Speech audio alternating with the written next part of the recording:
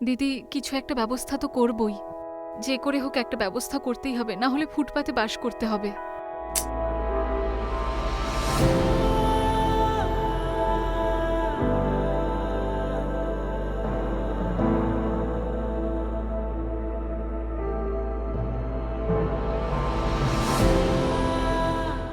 আমি তোমার সব শর্ত মানতে রাজি অমিত।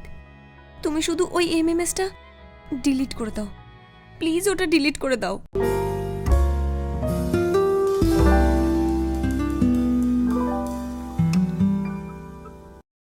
নমস্কার বন্ধুরা, কেমন আছেন? আমি রঞ্জেশ সিং আবারও একটা সত্য ঘটনা নিয়ে আপনাদের সামনে চলে এলাম। বন্ধুরা, আমাদের জীবনে চড়াই উতরাই তো লেগেই আছে, কিন্তু আমাদের সব পরিস্থিতিতে এই সব কিছুকে মোকাবিলা করতেই হবে। এই গল্পটাও কিছুটা এরকমই, পিঙ্কি আর রূপার গল্প। পিঙ্কি আর রূপা হলো দুই বোন যারা মুম্বাইতে ভাড়া বাড়িতে থাকে। আপনার কাছে আমি সময় চেয়েছিলাম। দিয়েছিলাম তো সময়, আর কত দেব? দেখুন, আমি তো চেষ্টা করছি। আপনার চেষ্টাতে আমার কোনো কাজ হবে না। তাহলে আর কি করব? আর একটু সময় দিন আমায়। আপনি শুধু অজুহাত বানান। 2 বছর ধরে এই এক কথা শুনে শুনে আমার কান পচে গেছে।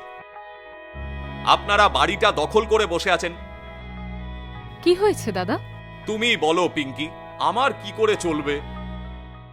2 বছর ধরে তোমরা বাড়িটা দখল করে বসে আছো।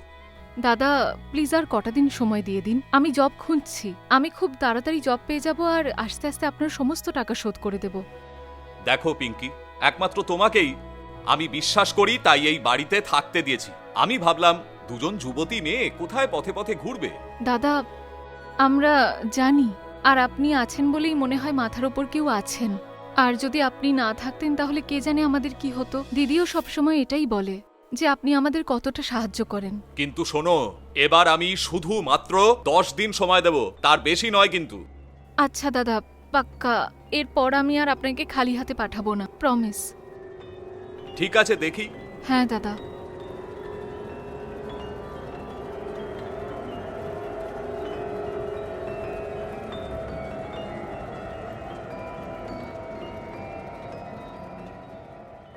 দশ দিনে কি হবে? দিদি, কিছু একটা ব্যবস্থা তো করবই। যে করে হোক একটা ব্যবস্থা করতেই হবে, না হলে ফুটপাতে বাস করতে হবে।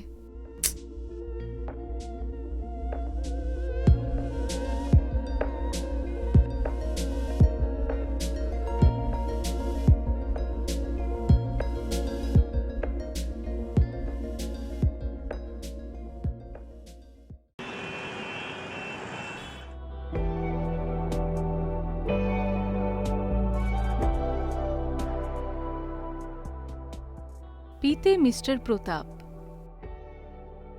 এসে গেছি আমি আপনার কাছে। স্বাগত জানাবেন না আমায়? এই দিনটার জন্য তো আমি কবে থেকে অপেক্ষা করছি।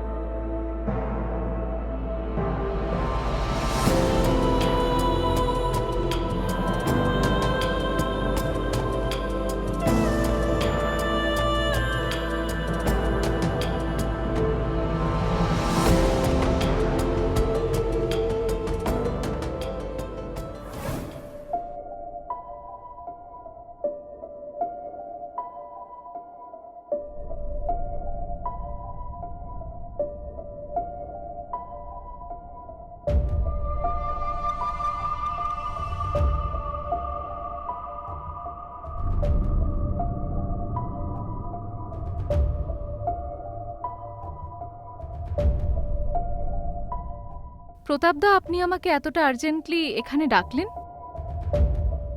হ্যাঁ পিঙ্কি, ওই টাকা জোগাড় হয়ে গেছে তো, কাল কিন্তু শেষ দিন। দাদা, আসলে ব্যাপারটা হচ্ছে আমি খুব বড় সমস্যায় পড়ে গেছি, সেই জন্য আমি কিছু করতে পারলাম না। প্রবলেম? কি প্রবলেম? আসলে খুব বড় সমস্যা দাদা। সরি, আমাদের আর একটা চান্স দিয়ে দিন। দেখো পিঙ্কি, আমি 2 বছর ধরে তোমাকে টলারেট করছি, কিন্তু আর না।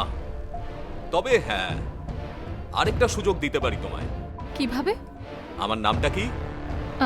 প্রতাপ দা। দাদা? হ্যাঁ, একটু ভালোবেসে বলো আমার নামটা। মিস্টার প্রতাপ। আরেকটু ভালোবেসে। প্রতাপ। আরেকটু ভালোবেসে। হ্যাঁ, প্রতাপ। আরে, এ আপনি কি করছেন? একটু কাছে এসে বলো। কি বলছেন এইসব? প্রতাপ।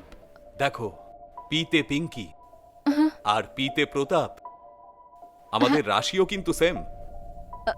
দেখুন, এসব আপনি কি করছেন? দেখো পিঙ্কি, আমি তোমাকে আরেকটা সুযোগ দিতে পারি। হ্যাঁ, হ্যাঁ বা না?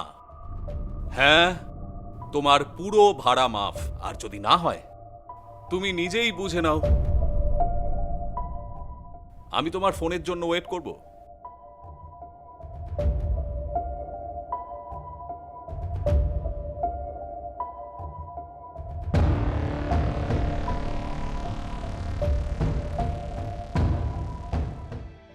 এবার তো আর কোনো পথ দেখতে পাচ্ছি না আমি।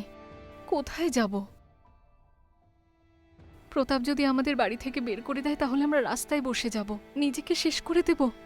তাহলে দিদির কি হবে? প্রায়শই অসহায় যুবতী মেয়েদের দেখে অনেকেই তার সুবিধা নিতে চায়। এই রকম পরিস্থিতিতে দারিদ্রতা আর অসহায়তা প্রায়শই মেয়েদের ভীষণ রকম অসহায় করে দেয়। অসহায়তা তাদের মরতে দেয় না, আর দারিদ্রতা তাদের বাঁচতে দেয় না। চলুন দেখে নিই দারিদ্রতা আর অসহায়তার মধ্যে শেষে কে জেতে।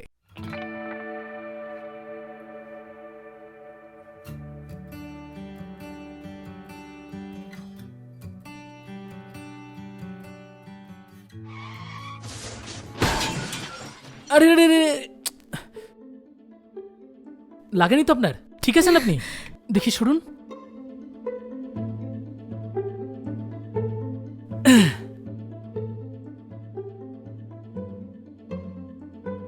দিন, ওটা আমাকে দিন। আপনি বসুন, আমি আপনাকে ড্রপ করে দিচ্ছি। আমাকে ধরে বসুন।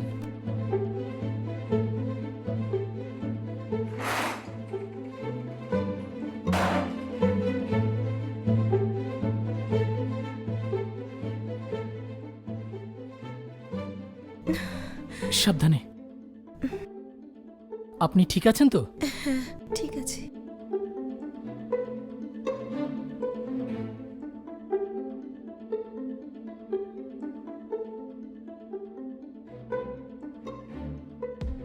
এই, কি করছিস? হ্যাঁ, আমার দিদির গায়ে হাত দিবি তুই? আরে পিঙ্কি, এটা তুই তোকে কি আমি- করছিস? দিদি, তুই দেখলি না ও একটু আগে কি করলো তোর সাথে? আরে উনি তো আমাকে বাঁচিয়েছেন, না হলে জানি না আজ আমার কি অবস্থা হতো। মানে? মানে আমি প্রতাপ বাবুর কথা ভাবতে ভাবতে অজ্ঞান হয়ে গেছিলাম মাঝ রাস্তায়।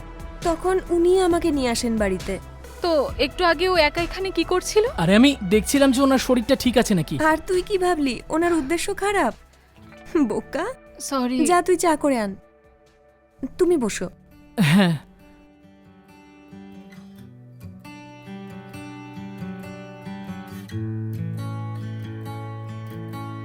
আমি আসছি। হ্যাঁ, হ্যাঁ, যান।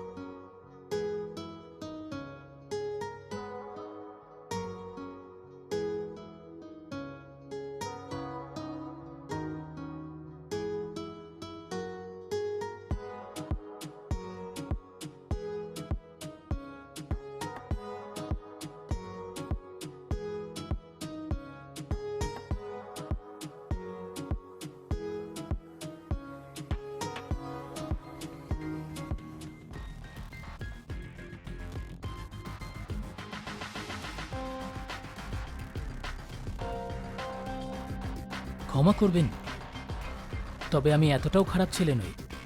আই এম সরি, আমি আপনার মতো ভালো মানুষকে সন্দেহ করলাম। আমার এতটাও খারাপ সময় আসেনি যে রাস্তার মেয়েদের আমি বিরক্ত করব।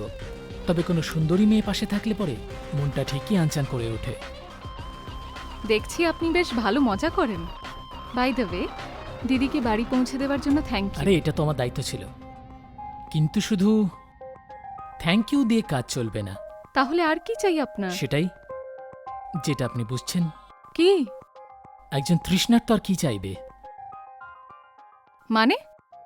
এবার কিন্তু সীমা পার করছেন আপনি। আর আমি গরমা গরম চায়ের কথা বলছিলাম, তো আপনি তো রেগে গেলেন। তো চা তো আর এখানে পাওয়া যাবে না। আপনি আমার মাথার ওপর উঠে বসে আছেন কেন? বেডরুমে চা পাওয়া যায় না? যান গিয়ে বসুন, আরে- আমি চা নিয়ে আরে আমি তো আসছি। চলেই যাব, কিন্তু দেখতে চাইছিলাম চা কিভাবে তৈরি হয়। দেখে নিয়েছেন? হুম।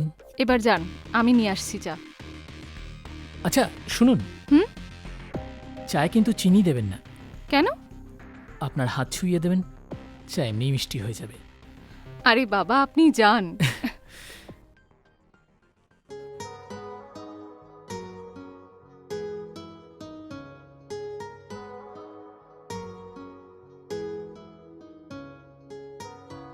অনেক সময় ডুবতে থাকা জীবনে যদি কারো সমর্থন পাওয়া যায়, তাহলে সেই জীবন আবার নতুন পথে চলতে থাকে। ঠিক এইভাবেই পিঙ্কি তার নিজের জীবনে অমিতের সহায়তা পেল, আর এই সমর্থন কখন ভালোবাসায় বদলে গেল বুঝতেই পারল না। বাই দ্য ওয়ে, আমার নাম অমিত। পিঙ্কি। আচ্ছা, তুমি কি করো? ওই আসলে বাবার একটা ব্যবসা আছে। সরি, আসলে আমি আপনাকে চিনতাম না আর বাজে ব্যবহার করে ফেলেছি। কোনো ব্যাপার না, এতবার আমার কাছে ক্ষমা চাওয়ার কিছু হয়নি। আচ্ছা ছাড় না সেসব এখন। বাই দ্য ওয়ে, চাটা কিন্তু সত্যি খুব সুন্দর হয়েছে।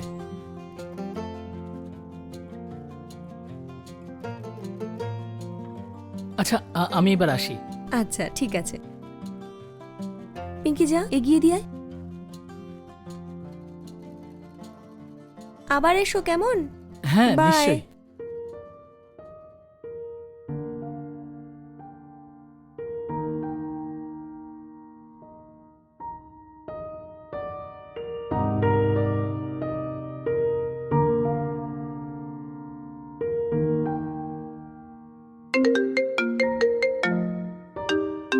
হ্যাঁ, কেমন হলো আজকের ইন্টারভিউ? ইন্টারভিউ তো ভালোই হয়েছে। অ্যাডিডাসে ছিল না? আচ্ছা, যদি তোমার এতটাই ক্ষমতা, তাহলে আমাকে ইন্টারভিউ দিতে পাঠালে কেন? আরে কিছু পাওয়ার জন্য একটু কষ্ট তো করতেই হয়। এবার যেমন ধরো তুমি, আর তোমার জন্য অমিত তো কষ্ট করবেই। সব সময় ফ্লার্ট করতে তুমি ব্যস্ত, তাই না? আর কিচ্ছু পারো না? আরে অনেক কিছু জানি আমি, যেমন? যেমন সোলমেটদের কিভাবে মিলন হয় সেটা কিভাবে হয়? সেটা দেখা করে বলতে হবে। ঠিক আছে, চলে এসো। ঠিক আছে, আসছি আমি।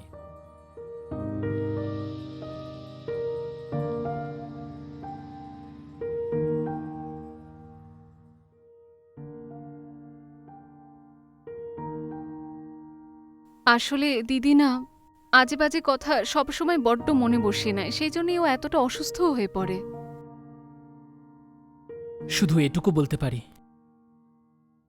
এই বাড়ি থেকে তোমাদের কেউ বের করতে পারবে না। কেন করছো তুমি আমার জন্য এত কিছু? এটাও তোমাকে বুঝিয়ে দিতে হবে? সত্যি বলতে কি, আমার ইচ্ছে করে তোমাকে সবসময় জড়িয়ে থাকতে। এতটা ভালো লাগে আমাকে? শুধু পছন্দ করি না, ভালোবাসি তোমায়। আচ্ছা, আমি হ্যাঁ। আসছি। আরে পিঙ্কি, মাঝে মাঝে তো আমি সময় পাই, আর যখনই আমি সময় পাই শুধু তোমার সঙ্গেই কাটাই। তুমি আর তোমার বিজনেস। বাই দ্য ওয়ে, আমি চা বানিয়ে নিয়ে আসি তোমার জন্য।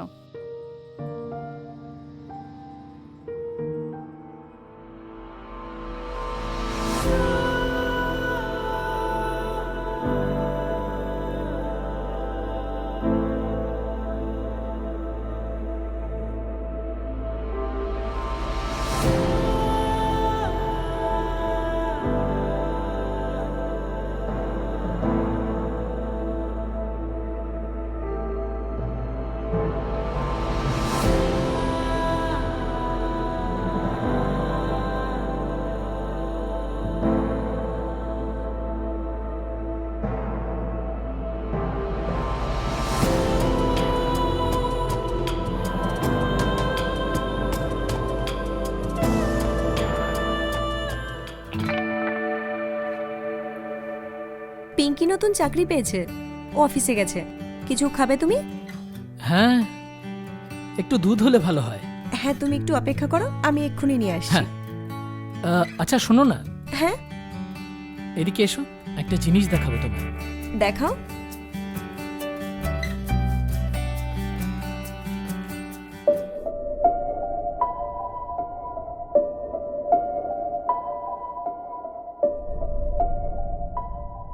কি এসব? তোমার মাথা খারাপ হয়ে গেছে? ডিলিট করো এটা। ডিলিট করার জন্য তো এটা বানাইনি। দেখো প্লিজ এরকম করো না, ডিলিট করো এটা। করবো না আমি। কি চাও তুমি? তোমার কাছে পৃথিবীর সব থেকে দামি সম্পদ আছে। কি চাই তোমার? তোমাকে চাই। কি ধরনের মানুষ তুমি? ঠিক যেমনটা ভাবছো তেমনই আমি। কি জঘন্য মানসিকতার মানুষ তুমি। আমি তোমার দিদির মতো। কিন্তু দিদি তো নও। দেখো, যদি ইন্টারনেটে এটা ভাইরাল হয়ে যায় তাহলে পিঙ্কি বরবাদ হয়ে যাবে। দেখা গেল ওর চাকরিটাও চলে গেল, আর ও সুইসাইড করে নিল। প্লিজ এরকম করো না। কত টাকা চাই তোমার? টাকা চাই না, তোমাকে চাই। বেরিয়ে যাও এই বাড়ি থেকে। যাব না আমি। তুমি যদি আমার হয়ে যাও তাহলে সব ক্ষমা করে দেব। কাল দুপুরবেলা সেজে গুজে চলে এসো, 3টের সময়। আমি যাব না। এসো না, আমি এটা ভাইরাল করে দেবো আর কি।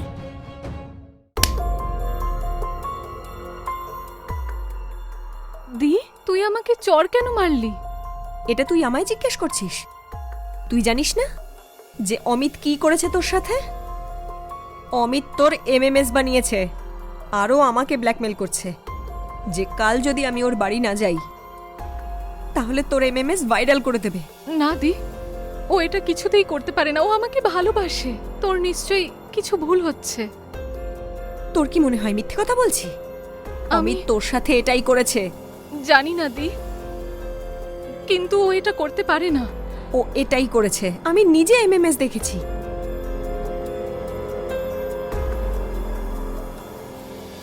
আমি তো বুঝতেই পারছি না কি করব। এই প্রতাপের ঝামেলাই এখনো মিটলো না, তুই আবার একটা ঝামেলা বাঁধিয়ে বসলি। আই এম সরি দি, আই এম রিয়েলি সরি। আমি জানতাম না যে এই সব কিছু ওর মাথায় চলছে। আমাদের সাথে এত নোংরা খেলা ও খেলছে। একটা নোংরা মানসিকতার ছেলে। তাহলে এবার কি করব দি?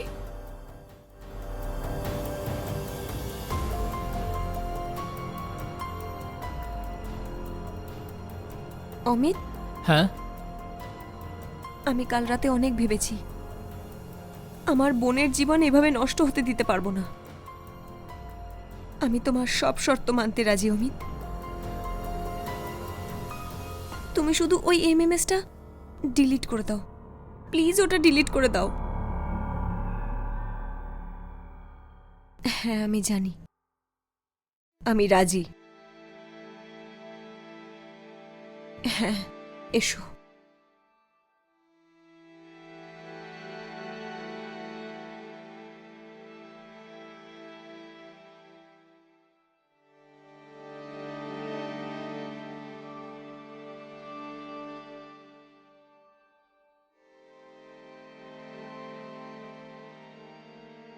হ্যালো। হ্যালো। হাই। পি দিয়ে প্রতাপ বাবু। পি দিয়ে পিঙ্কি কথা বলছি। আমি জানতাম তোমার কল আসবেই। তাহলে চলে আসুন বাড়িতে, আমি আপনার অপেক্ষা করছি।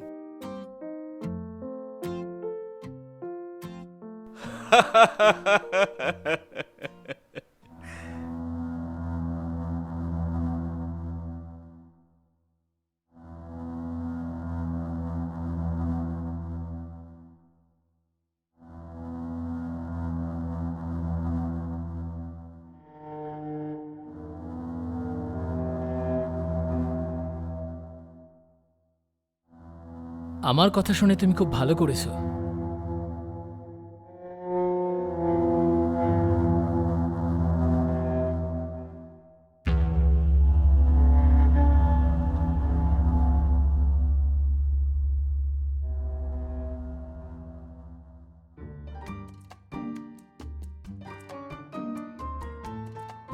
আগে আমি তোমাকে ডেকেছিলাম, হ্যাঁ এখন তুমি আমাকে ডাকলে, হ্যাঁ আবার আমি ডাকবো, তারপর তুমি ডাকবে, আর এভাবেই চলতে থাকবে আমাদের সম্পর্ক। হ্যাঁ, তোমার সব শর্ত মানতে আমি রাজি অমিত, কিন্তু আগে এমএমএস ডিলিট করো।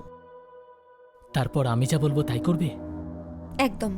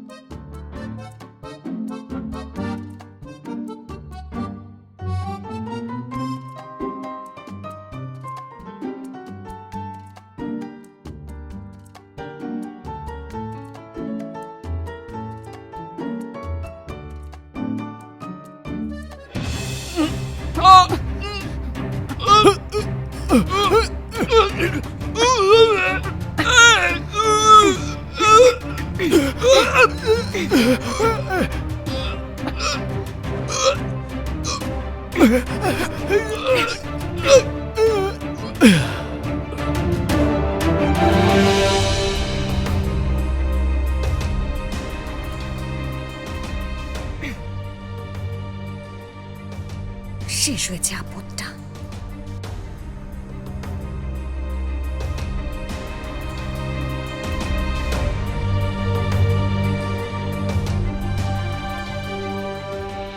এটা কখনোই নয় যে বাধ্য হয়ে নেওয়া সমস্ত সিদ্ধান্ত সঠিক। পিঙ্কি আর রূপা যে সিদ্ধান্ত নিল সেটা আইন এবং সমাজের চোখে অবশ্যই ভুল। আর এই কারণেই আজ এই দুই বোন ডিস্ট্রিক্ট সেন্ট্রাল জেলে আছে। তাই বন্ধুরা, আমাদের প্রত্যেককে খেয়াল রাখতে হবে যে যখনই কেউ আপনাকে ব্ল্যাকমেল করছে বা অন্য কোনোভাবে সমস্যা তৈরি করছে, তো ইন্ডিয়ান পিনাল কোর্টে 503 নম্বর ধারায়, 506 নম্বর ধারায় আপনি অবশ্যই কেস করতে পারেন। আমি রঞ্জিত সিং এখন আপনাদের থেকে বিদায় নিচ্ছি। আবারও দেখা হবে পরের সপ্তাহে, অবশ্যই একটা নতুন সত্য ঘটনা নিয়ে। ততক্ষণ আপনি ভালো থাকবেন, সুস্থ আর সুরক্ষিত থাকবেন। জয় হিন্দ।